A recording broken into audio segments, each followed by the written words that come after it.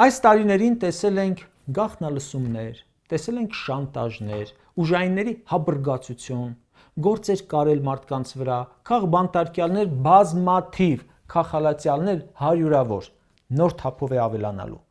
Ցանկացած հարցման ժամանակ հանդիպում ենք մարդկանց, որ վախենում են խոսել, ասում են խոսենք կբռնեն։ Իմացեք, որ դա բազմապատկվելու է, ասելու է ժողովուրդը ինձ տվել է բռնապետության մանդատ։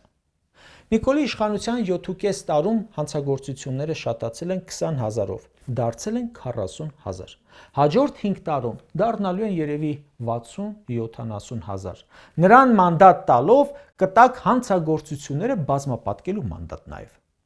Սրանց ընտրվելու դեպքում սպասում է պետական պարտքի կրկնապատկում, այսինքն եթե նախորդ 5 տարիներին ամեն տարի վերցրել են $1 միլիարդ, հիմա 15 միլիարդը գուցե դառնա 30 միլիարդ։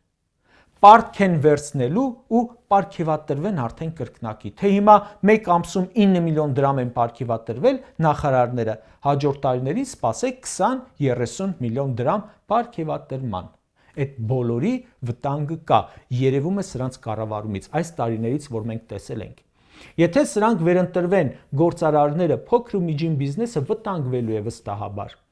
Այս ընթացքում ինչքան շատացրեց բիզնեսի հարկերը, նաև հարկ ու տուրք ժողովրդի վրա կթանկանա, չտեսնված ու չլսված բաների համար արդեն հարկեր կգանձեն։ Արել են, տեսել ենք, ով էր տեսել քառակուսի մետրով աղբը հաշվեն, աղբի վճարը։